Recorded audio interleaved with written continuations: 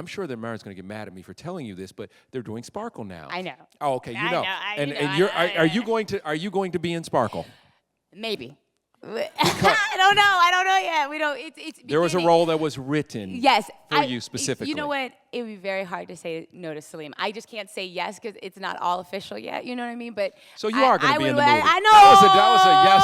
No, yes, I'm going to do Kevin. it once all the money gets right trouble, and everything gets set. Okay. And then they hire Beyonce, and I'll be so embarrassed. And they'll be like, "She said she had the role.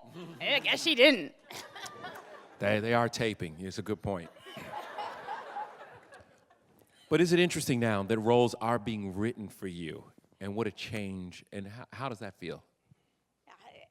I mean, it feels surreal. It feels unreal, and it's of course it's a huge compliment. And I'm overwhelmed by it.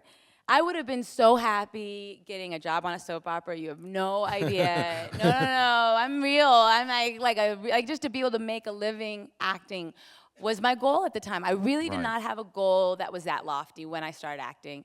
And so for this to have happened, it's beyond my wildest dreams. I feel very thankful. Wow, that is awesome. How do you balance this thing, fame and all this stuff, and being a mom, just being a regular mom? Like, how does this Paula Patton change into the Paula Patton who's like letting somebody spit up on him and, getting up at night like, oh, child. It's funny, Kevin. It's the same. They're the same people because I don't really feel that way. I mean, I think it's funny. Look at you're getting all emotional again. No, but it's true because I really don't. Because this is the real truth. That is like yesterday, Robin and I, we were in the hotel room and we were like, we haven't left the hotel all day. We're ready to go. And we just doing our life. And then you go into the lobby and then somebody recognizes you and you forget. You haven't thought about that. And you're like, wow, I forgot. And I like it. I'm like, wow, somebody likes me. I didn't do this because I didn't want people to like me. I did it because I want love.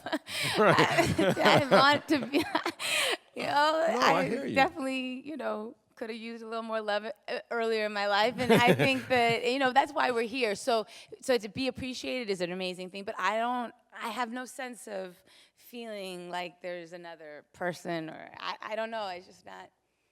I don't feel that way. Do you all plan your projects, though? And Robin says, hey, now it's your turn. I saw him at a party, and he said, no, Paula's working. I'm at home with the baby by myself.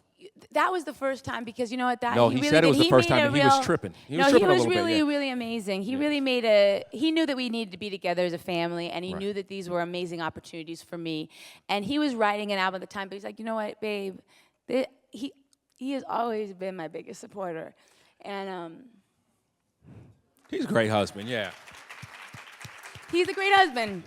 And he was like, I'm going to follow you. And I was like, wow, really, baby? So he did. He would, he really, so that we could still be a great family and really be there for our child. And so it's a new world for us. We never used to do it like that. Because, yeah, quite frankly, I didn't have enough money to tissue. do that. Don't wipe it on your dress. I got to work when I got work. You know what I mean?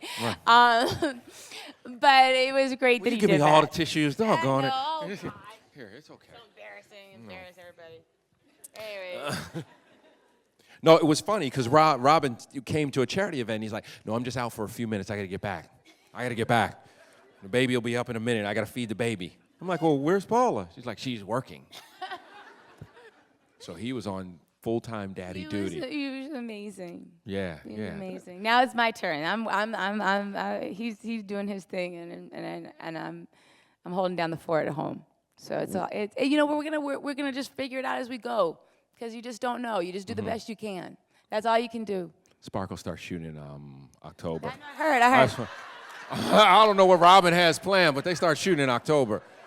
I'm just saying. That's why they have Skype. You know what I mean?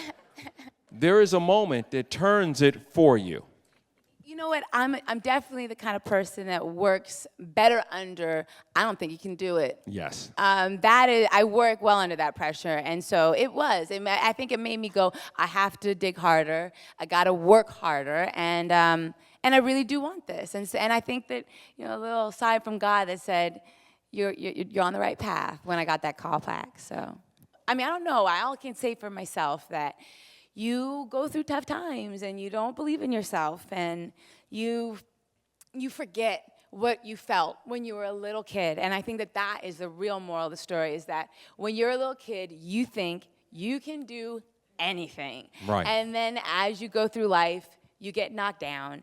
I don't know how many of you know this, but it's sometimes really difficult just to get in the room for an audition. Like, you think that it's open, but it's not. A lot of films, they're only gonna see maybe 15 women and 15 men or something for a role. And Right. so you're not even able to get in the room for a lot of these films.